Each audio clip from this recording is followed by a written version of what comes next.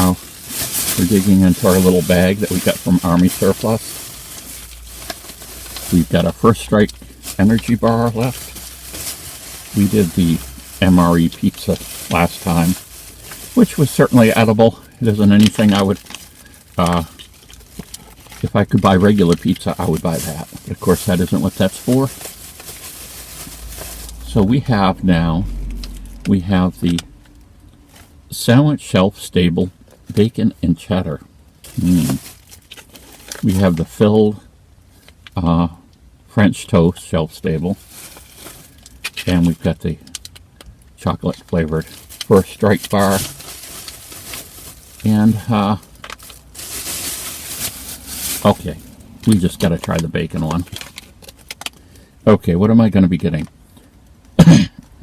I'm going to be getting 330 calories, total fat 22%, saturated fat 25%, cholesterol 6%, sodium a whopping 29%, or 690 milligrams. Fiber only 2 grams, 7%. Protein 12 grams. Now again, when we look at the sodium content, we've got to realize that these are intended for people. Soldiers have an active lifestyle, which most of us don't nowadays. You know, in the secular world, we have jobs where we sit, you know, and different things, and we just don't sweat that much, so we don't need that much salt. I read an interesting thing. People talking about eating seaweed. I read this whole thick book about seaweed. It's very interesting. And I wrote to the author, and he wrote back to me. And I wrote to him the question about, well, how could this be a normal part of people's diets, ingesting so much of this seaweed that has a very high sodium content, salt content? And he said, well, evidently he wasn't sure. He wasn't a doctor. But his point of view was that, from what he had seen and researched, that the seaweed also had a really high level of potassium. And having a high level of potassium with a high level of sodium in your food tends to balance each other out. If you were to look at a periodic table, you'd find that they're on the same row, so they have some of the same characteristics. So somehow, having this high potassium, he thought, opinion, that negated some of the effects that a high sodium diet would necessarily cause. Also, if some places have been eating it for a long, long time, they've adapted to that. Okay, now if I rip it there, it's gonna. And if you're not familiar with these, all of these meals are in this aluminum-lined retort pouch. And why do they call it retort? Because you can take this and boil it, put it in hot water, use the MRE heater, whatever, but the idea is that it's metallized. You couldn't put it in a microwave oven. But I wonder if these aren't, I would assume maybe these are heated up dramatically high in the packaging process once they're all packaged to aid in them being shelf stable. Be interesting to find out exactly how they're made. I'll have to write to Bridgeford and see if I can get some information. So here we have, we have the oxygen absorber. What is this? This has got, this is probably iron based, and what it is actually, it's similar to your hand warmers. In a hand warmer, you focus on using it is that it generates heat. Now, your focus on these are that to have generated that heat, the iron and the oxygen combined, and that releases heat. That's an exothermic reaction. You could call it almost like the iron was burning real slowly. But here, we're only concerned with it. We don't want it to generate heat. We're doing a smaller amount just so it absorbs all the oxygen. And if you absorb all the oxygen in a product, you're not going to have insects there because they need oxygen. You can get anaerobic bacteria, which is bacteria that doesn't need oxygen. But let's look at this. Get the reflection off of it. There we go.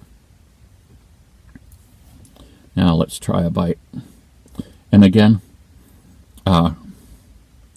extremely kind of dry. Oh, bacon and cheddar, yes.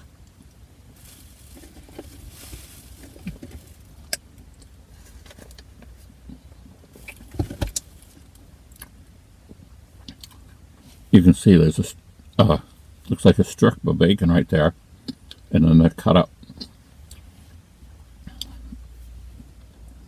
This issue about how dry they are, I'm sure is a property that makes them easier to last the extended shelf life that they're supposed to last.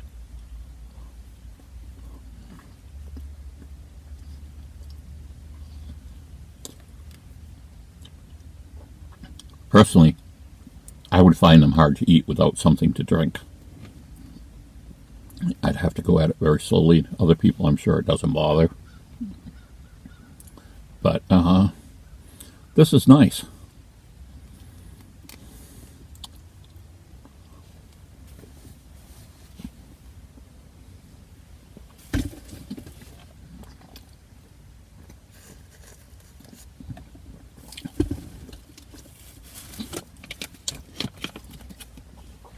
You can never go wrong adding bacon to something.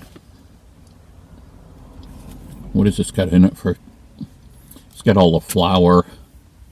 It's got the cheddar flavor, corn syrup, all kinds of different chemicals. Bacon is down at the bottom of the list. Hickory smoke flavor. That's in the bacon. Contains wheat milk. So, this is a very big thumbs up. I would think anyone who likes bacon, and why do you not like bacon, would find this enjoyable. And, of course, I bought them as separates because I just wanted to try certain items. I suppose it's more economical to buy it in a meal. So this is $4.99 for this piece, or I could have gotten, I didn't notice if they had a meal with the cheddar and bacon in it, but the whole meals there sell for $8.99, so you're paying that $4 extra, and you're getting all of the other things, the dessert item, the drinks, the accessory pack, and everything. So there we go. Definitely thumbs up on this cheddar and bacon sandwich. And again, I think these were manufactured with the idea of the first strike idea. Soldiers could carry these. They're smaller. You don't necessarily have the heater and all the other things with it. You don't need it. So your pack is smaller, and plus, when you decide to eat, you can just take it out and eat it. You don't have to go through the heating and things like that, which really some of the meals need to really make them taste a lot better. But again, I've heard a lot of servicemen say that they never bothered to even heat them up. They just ate them the way they were, no matter what they were. Comments below. Bye.